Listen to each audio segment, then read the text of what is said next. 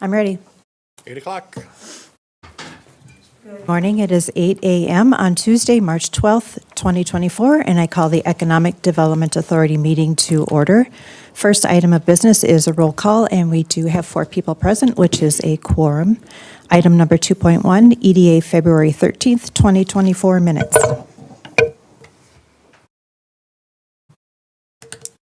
I'll make a motion to accept the February 13th minutes. We have a motion and a second. Any further discussion? All in favor say aye. Aye. Opposed? Motion carries. Item 3.1, Administrative Activities, February 2024. All right, good morning, President Markgraf and Commissioners. You have the report in your packet. Just a few items to highlight this for February. Under the Home Buyer Assistance Loan Program, we did have one loan close in the amount of $10,000 and 2 additional applications were received. Under the Get It Ready Loan Program, note 1 loan closed in the amount of $37,000.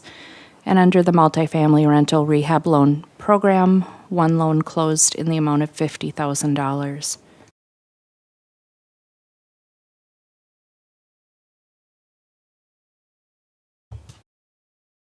I didn't have any questions, so I'll offer a motion to approve the administrative activities of February 24. I will second that.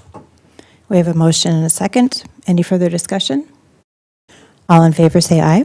Aye. Aye. Opposed? Motion carries. Item 4.1, Utility Allowance Schedules for Schedule 8 Housing Choice Voucher Program. All right, Commissioners and President Markgraf, this is an item that HUD requires us to review on an annual basis. So for the Section 8 Housing Choice Voucher Program, we provide rental assistance to very low-income households. The participants of the program pay approximately 30% of their adjusted monthly income toward their rent and utility costs, and the New Ulm EDA pays the remaining portion of rent directly to their landlord. The utility allowance schedule is an estimate of what the household will pay for utilities that they are responsible for based on their bedroom size, type of unit, and location. So the Section 8 voucher program serves Brown County, so we have utility allowances for New Ulm, Sleepy Eye, Springfield, and rural. So we have reviewed the utility rates for each of those locations, and we kind of plug it into a calculation to determine the utility rates. I've attached the utility allowance schedules for your review. The changes are in red. The proposed new rates are in red. The old rates are in black. Overall, the utility allowances have remained fairly flat compared to the 2023 rates. There were very small increases in garbage rates for New Ulm and Sleepy Eye, a small decrease in natural gas rates for Sleepy Eye, Springfield, and rural. They're all CenterPoint Energy, and the rates went down compared to last year, as well as small decreases in oil and LP rates for all communities. Very rarely do we see anyone that uses the oil and LP utility allowance. So overall, this will have a very minimal impact on our program for the upcoming year. And if approved, these would be effective May 1st, 2024. I was surprised that water went up as high as it did. I mean, as far as increases, I mean, just water. And was that for New Ulm? Where are you seeing the water increase? Kind of towards the bottom. Of the New Ulm, or which one are you looking at? New Ulm one, yes.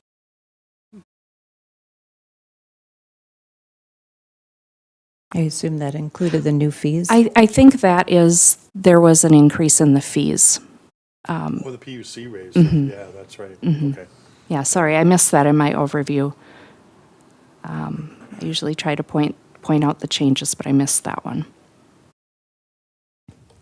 In Springfield, for hot water heating LP, there are no new numbers. I assume we don't have any LP users for hot water there. Hot water LP. Oh, no, I just missed that line. Okay. As it would be the Sorry same. about that. I'll have to fill those in. They would be about the same. I slight decrease, but Okay. yeah, relatively the same. And like I said, it's very rare. You know, that would be someone that's renting outside of city limits typically, and we just don't see that much at all. Anyone in any of the cities are on city utilities typically. I'll offer a motion to approve the revised utility allowance schedules for Section 8 housing voucher program effective May 1st, 2024. Second? We have a motion and a second. Any further discussion? All in favor say aye. Aye. Aye. Opposed? Motion carries. Item 5.1, EDA, March, got to get my glasses on, March 12th, 2024 claims list. Anything out of the ordinary on that, Heather? There's really just one thing I would point out, the Booth Welding and Fabricating invoice. HUD has changed their criteria for our inspections, and one new requirement is any ADA ramps that are longer than 6 feet in length have to have a railing on both sides of the ramp. The ramp at Broadway House is longer than 6 feet and only had a railing on one side, so we had them come and put in that additional railing so that when we have our next inspection, that won't be an issue. That's about Looks good. it. Not a lot of snow removal bills this year. Right. We're saving some money there A lot for of people's sure. budget will look good. Should. You never know. I kind of feel bad for the companies though. We're not through March yet. All right. See, I shouldn't have said that. Now I jinxed us all. I don't know how fast it's going. I will make a motion to accept these claims list for March 2024. Second? We have a motion and a second. Any further discussion? All in favor say aye. Aye. Opposed? Motion carries. Item 6.1, funding request from Career Technical Education Center Campaign Committee. So as you're all aware, the New Ulm Public Schools established a regional career technical education or CTE center a few years ago, which we donated to help them get that up and running. The center provides students with education in the areas of manufacturing, machining, construction, automotive repair, small gas engines, and auto body repair, providing hands-on learning for high school students in the trades.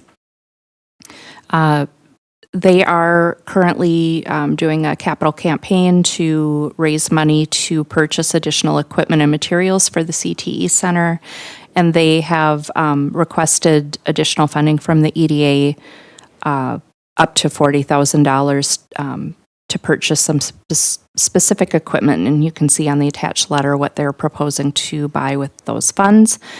As far as the EDA budget, we currently have about $280,000 available for, additional funding requests.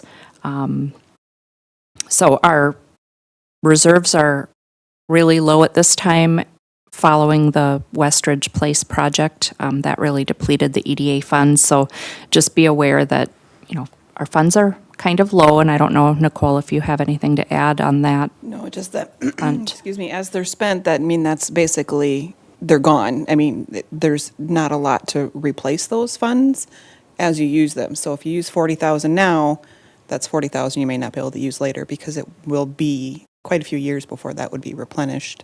I had a few questions about the laser that they wanted to purchase, and Yeah, and we do have some folks here that might be able to answer those questions, but you'll have to come up to the podium so the folks at home can hear you. So if you can just state your name and address for the record. I'm Joe Schatzko. I'm with the CT committee. I'm also the robotics advisor for the New Ulm Public Schools. So Okay. On the proposed $40,000, $20,000 of it was proposed to spend on a laser. Can you tell me more about the laser? So the laser is it's an enclosed machine that is on wheels. The middle school has a similar type laser, so a lot of the kids are already aware of how to use the laser. It requires programming, but does very fine either cutting or artwork, depending upon what level or what you're trying to do with it. Makes very nice signs, that kind of stuff. But it also, for the CTE Center, can make models that are used for modeling out how maybe a fabricated part would be in a fraction of the size for a fraction of the cost.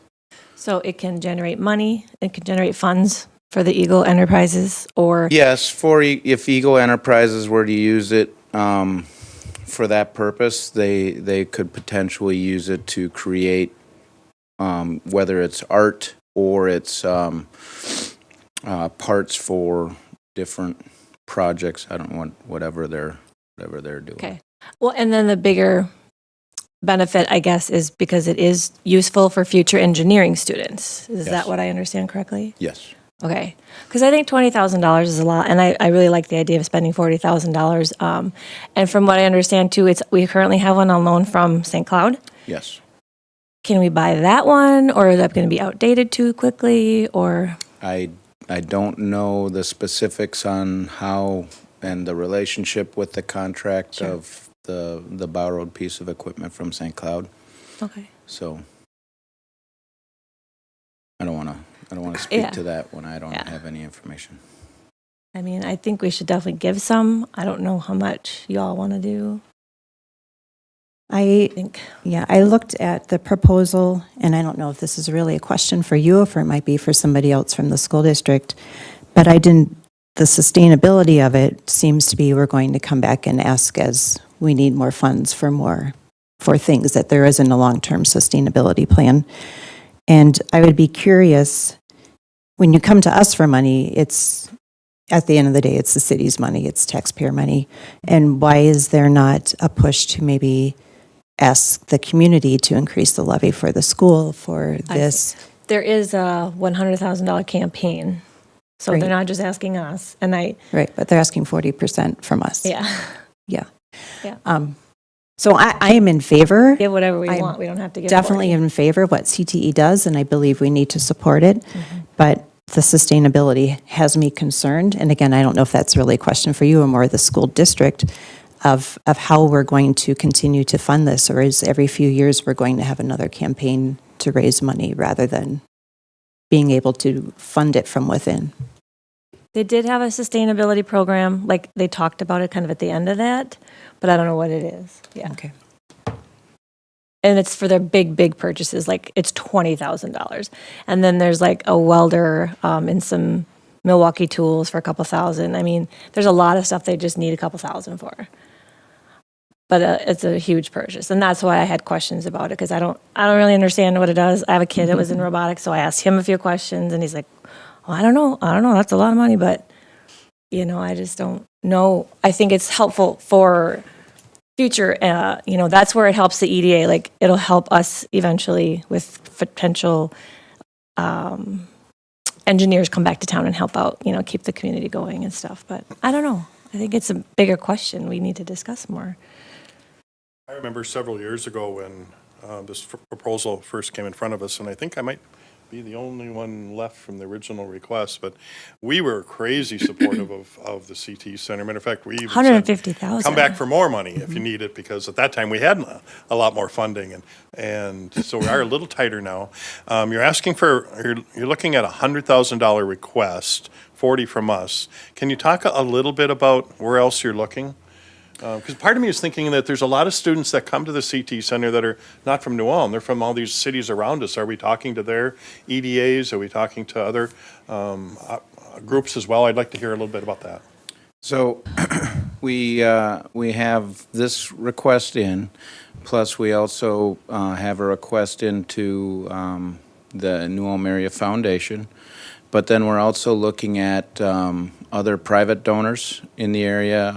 So because it is kind of published as a public-private corporation or partnership, right? So we have local businesses throughout the area that we're doing specific requests for and doing fundraising that way. Anything else?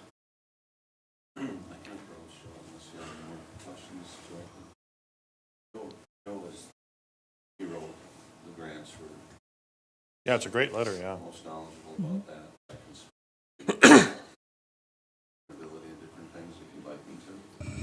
Yeah, the sustainability part, I think.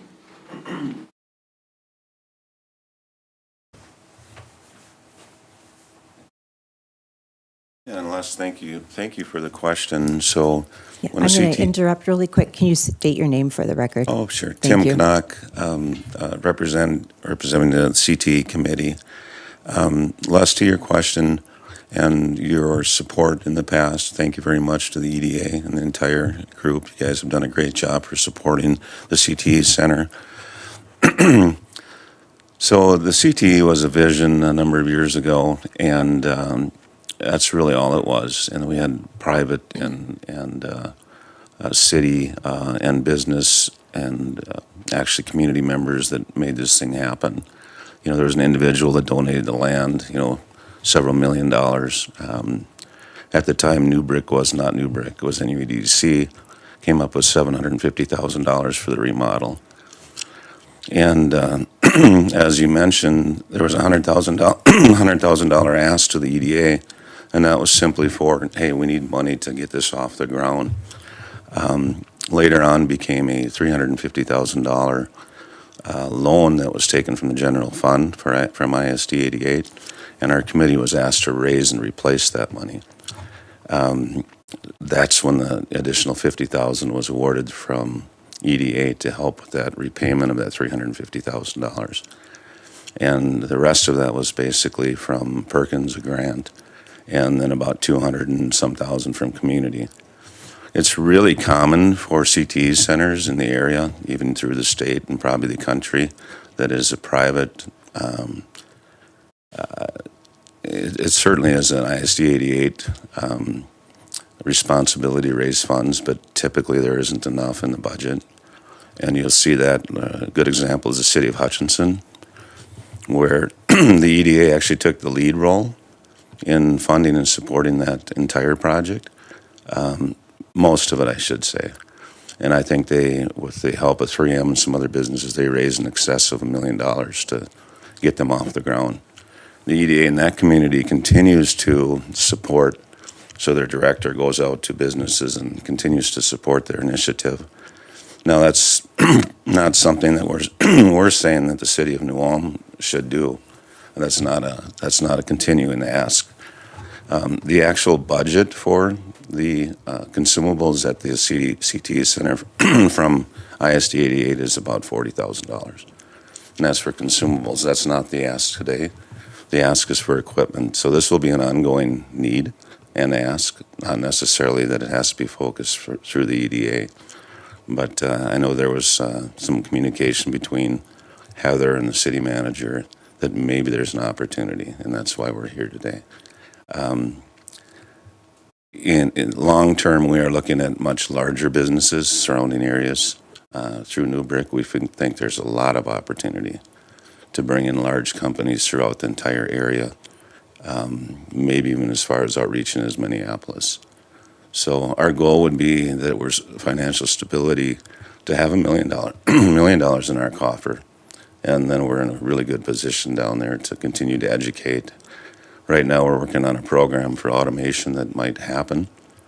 And in addition to that, we have some community members that might be willing to fund a position for an admin or a team builder down there. And that could be for 2 or 3 years. So we're also looking at what do we do to get better, to improve that facility, to have the right pieces in place so that we continue to educate the community, our students for sure, but then there's also maybe a need to re-educate adults, so that's part of the program too down there. Yeah, that was a question I had. Has that started yet, or is that a future goal? Yeah, so that was a goal that Mr. Bertrand had, and it never really got off the ground, but it certainly is still in the vision through community education down there. So again, it's a work in process. That's what it is, and we again appreciate everything you guys have done in the past and consideration today. Tim, if you do start adding the additional classes for adults that want to maybe be retrained Yep. into something new, would that bring in additional income? Would you charge for those? It potentially would. Yeah, that's correct. Yep. Yep. Nicole, remind me what we have in that account and what else we use that account for? So that account right now is used mainly to support the programs you've already set up, the different loan programs. As of right now, there's about $280,000 in there that could be used for whatever you would decide to, this or whatever else. And like I said, that amount isn't really growing. It's a pretty finite amount at this point in time. Until some of those loan programs really start to support themselves, it's hard to generate those extra funds within Right. the EDA for newer programs. Is that account intended to be replenished in the same way that some of these other loan programs are, where they're revolving? Or is this is budgeted money for things like this where we know we're not? At this point in time, it's mostly fund balance that's been there. The EDA itself, I mean, they're limited in what they can put into property taxes, so we can't ask for more from the taxpayers. Otherwise, that fund is there to support the economic development initiatives that you choose to do, like the programs you've set up. The large portion of those funds to start with have come from Garden Terrace, so the profits from Garden Terrace are really what's built that fund in the last few years and what's being used at this point to keep some of those programs going until they're sustainable. I just like to weigh in. I think if those funds are available now to help invest in something like this, that doesn't commit us to having to do it next year, the following year, and so on. If the funds aren't there, they're not there. I think if we are in a position where we can support this ask, that this is absolutely in line with what our initiatives are or should be as an EDA. And in terms of the equipment and the laser cutter, yeah, $20,000 is an expensive piece of equipment, but we are not moving in a direction where any piece of equipment is going to be inexpensive in these fields and these careers. I more feel an investment in a larger piece of equipment that people are going to be able to really get real world education on and be able to use in fields in the future is more valuable than some of the less expensive equipment that is still a need, but it's bringing something newer, more innovative, those types of things. I am not well versed necessarily in how this model works compared to like a business model in terms of being self-sustaining. I would imagine the area of education is always going to need the investment of their community, their cities, their EDAs, that a CT center can't necessarily get to the point where they're operating with lots of extra money and things like that. They're going to always need help. It's an education-based program that is a huge need and a huge asset to New Ulm and the students that we're serving. Not everyone is four-year college track students, and this really provides a great benefit to our future, to the future of New Ulm, to our students. So I understand the need to be attentive to those funds and the fact that they aren't going to be replenishable. But I personally would fully support this and think And I'm not it's- saying I do or don't Yep. support it, whichever. I just Right. need you guys to Yep. understand your financial Absolutely. position. Yes. Westridge Place was a very large project. Unfortunately, you don't have the funds where you could do another large project like that. Right. So if you take what's left and you break it up between smaller items like this, Mm-hmm. then that's just the choice that you've made. I just need you to understand where the money is, Yep. or what money is there. Yep. No, that makes sense. I would like to weigh in on this as well. I served on the school board for 6 years in the 80s. And just to put things in perspective as far as looking at the future and equipment, we, in all our wisdom as a school board, established the first ever computer lab in the 80s. And we thought that was a forever, not realizing in 2 to 3 years it was obsolete. And so there's a lot of unknowns in technology, and in the world in which we operate now, with technology being our future more and more specifically, I really believe, first of all, that we, and it sounds like everybody is supportive of the CTE Center, but what it offers to our community beyond the college-bound students. And when we talk about trades and other skill sets, this is a great opportunity for us to invest in the future. And education is so important. So anything we can do, if it's not the 40,000, hopefully it's close to that amount to help this project move forward. And I'm not saying this thinking they're not coming back, because we all know technology changes every day.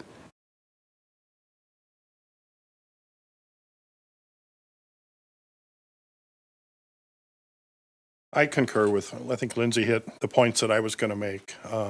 Exactly the same, so good job. We agree. I'm going to go ahead and offer a motion, let's see where it goes, to approve the funding request of up to $40,000 to help purchase equipment for the CTE Center. I would second that. Clarification, up to or 40,000? Well, the proposed action says up to. Yeah, and that's for I us put to that say in case 20 you or wanted to 30. set it at a lower amount, so. All right, Yeah, I'm going to thank leave you. it at 40,000 then. Yes, it's second. We have a motion and a second. Any further discussion? I'm good. All in favor, say aye. Aye. Aye. Opposed? Motion carries. Thank you very much. Appreciate it. It would be fun down the road to have maybe some folks from your CT group, maybe even a couple students come and, once you get some of this equipment, come back and talk to us. And the tour. I was just saying, how about a tour? Let's do that. And the tour. Oh, yeah. I haven't seen it. All right, Thank thank you. you very much. Thank you. Item 6.2, receive draft annual plan for fiscal year 2024. All right, we touched on this briefly at the last meeting. So we're in the process of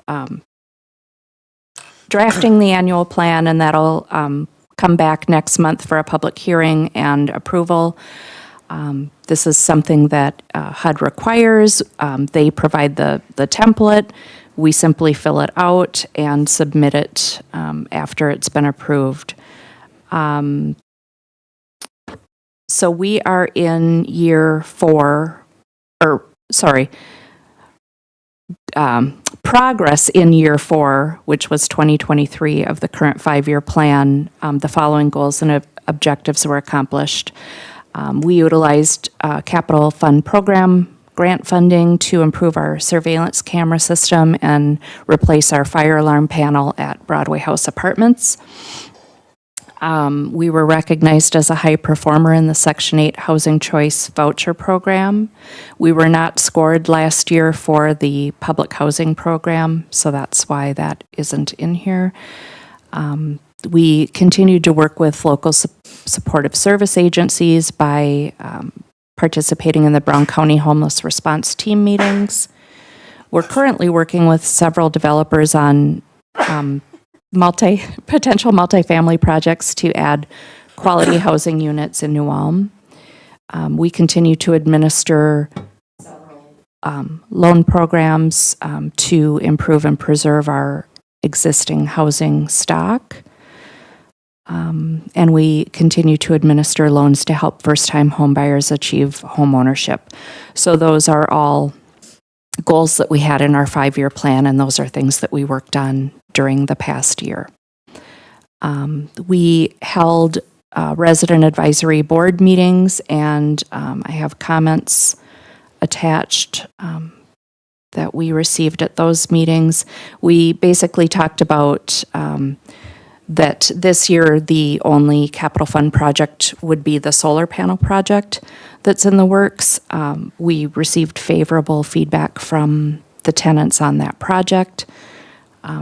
Questions on, when is it going to start and things like that. And then for the family unit in Section 8, we had one person attend each of those meetings and distributed a copy of the plan to them. We didn't receive any feedback on the plan from those meetings. So it's just real basic information about our program, how many units we have, like I say, progress on our goals for the year. There isn't much more to it than that.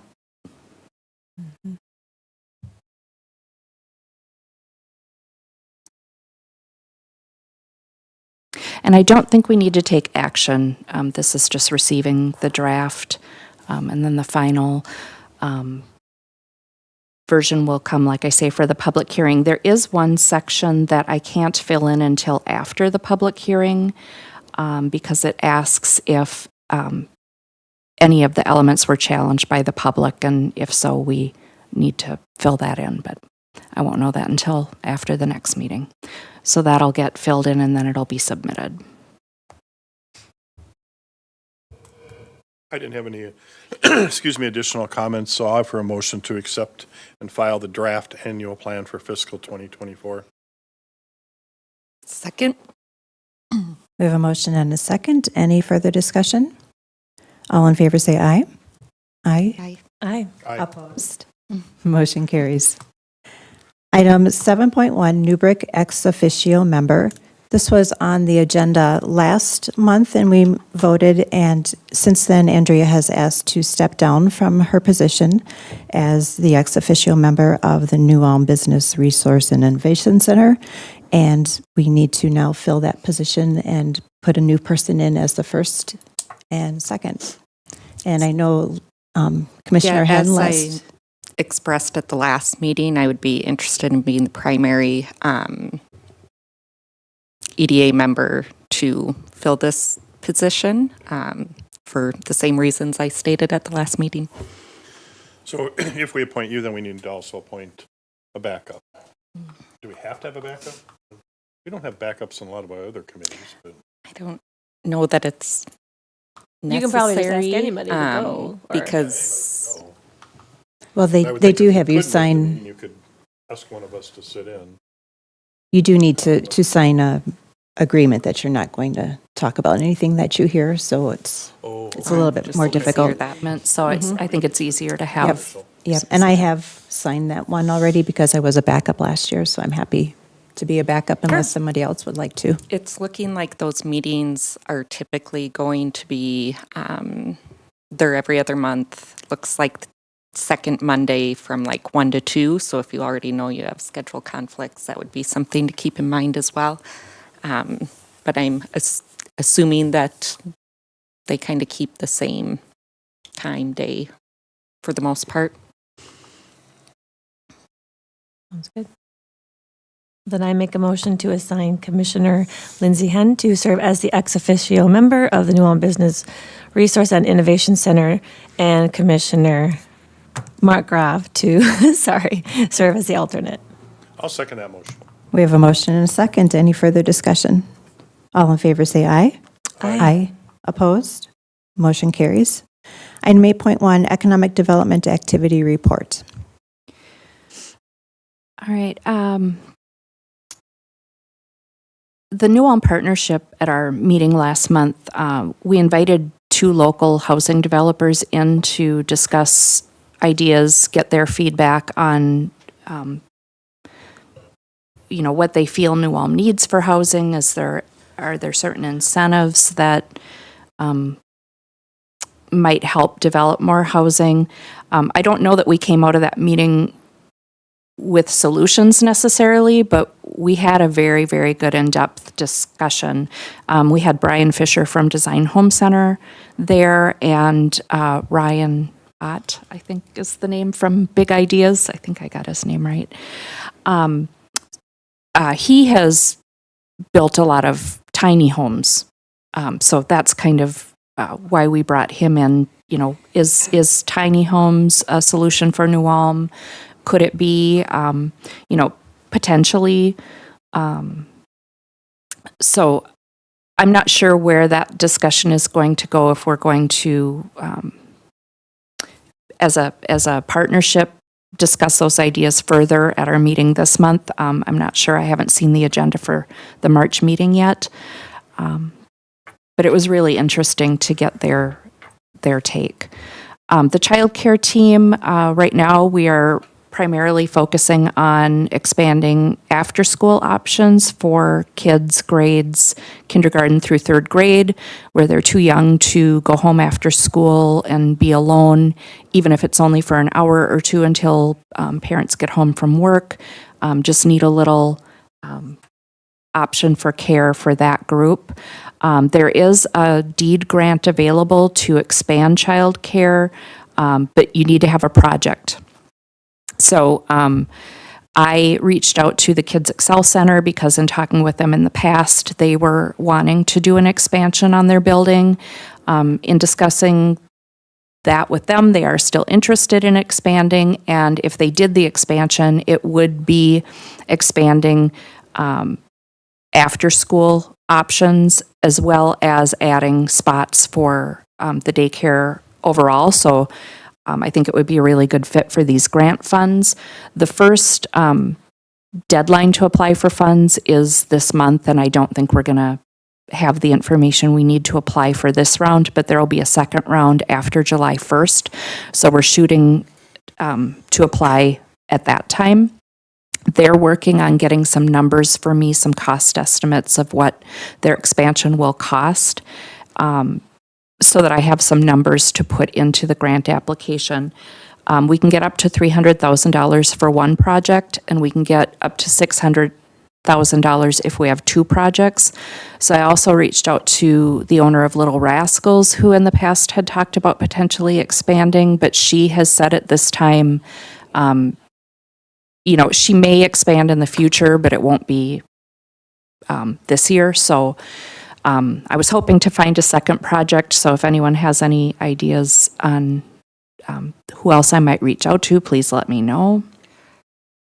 I have a question on that quick. With it being off-site childcare, do we have the busing to support that? Yes. In talking with the school, if they are going to a center, they would have busing available, even if it's in 2 miles of the school. That doesn't matter if they're going to a center. So for example, when we opened Westridge Place, we were able to get that added onto the bus route. So the kids that are coming after school take the bus there. And it would be the same, and they're already busing to the Kids Excel Center. Okay. So again, good fit, win-win to meet the need and help a local center expand. So I think the fundraising or the financial portion is what's held them back. So if we could get some grant money. Would they be able to use that space for operating at a larger capacity just in their day Yes. programs too? Yes. So kind of dual benefit there? Yes.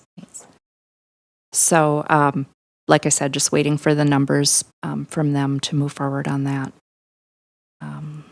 Heather, have we closed on our North Broadway properties yet? No.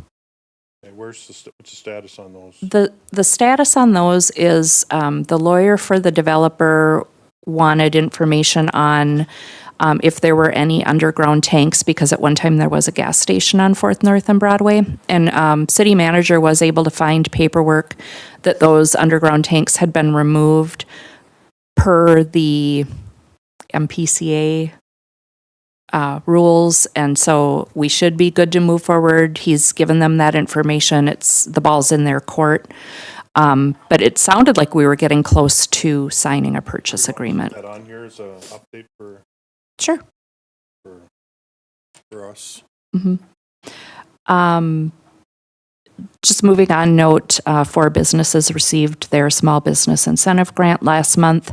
I have 4 to go, but they haven't done all the steps to receive their grant. Either they haven't met with the business consultant yet or provided their business plan, or I'm waiting for them to provide their invoices and proof of payment. So I am going to follow up. They're the last 4 for the year. Now that everyone else has been paid, I'll start following up with those folks and reminding them of what I need so that we can get their grants paid. And then we'll be done for the year. I do receive several inquiries from new businesses wanting to know if they'll be able to get the grant, and I just let them know that we're not taking applications right now, but to keep an eye out for it. We'd be announcing something probably in November, and that we might be looking at limiting it to certain businesses, which hasn't been decided yet. But we were supposed to come back with recommendations, such as restaurants, childcare. Are there certain things we wanted to target? And that'll be decided by you later this year. So I'm kind of letting them know that the program's evolving and changing, and that businesses that have been eligible in the past might not be eligible this next round, just to sort of set expectations. So people don't assume they're going to get it and then be upset that they're not eligible for whatever reason. So, Right. Just trying to, I guess, educate them on potential changes. Just wanted to note too, Senator Tina Smith was scheduled to come and tour the Westridge Place childcare facility. Unfortunately, they had to cancel, but they have now rescheduled, and she is coming next week. Let's see. I think that's... Oh, reminder, the My Hometown episode about New Ulm is coming up. They came in February to film interviews and footage, and we've provided them with photos and videos to use for that episode. And there is going to be a public screening at State Street Theater later this month. It actually won't air until April, but they're letting us sort of pre-screen it to the community. So trying to get the word out about that. March 27th. Yes, March 27th at 7 p.m., State Street Theater. And that is free, family-friendly event. They are going to have concessions available for purchase, but to attend is free.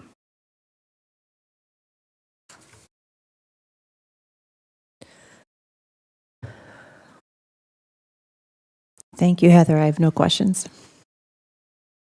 I'll make a motion to accept the Economic Development Activity Report for February 2024 activities. I'll second that. We have a motion and a second. Any further discussion? All in favor say aye. Aye. Opposed, same sign. That motion carries. There being no further agenda items, we are adjourned.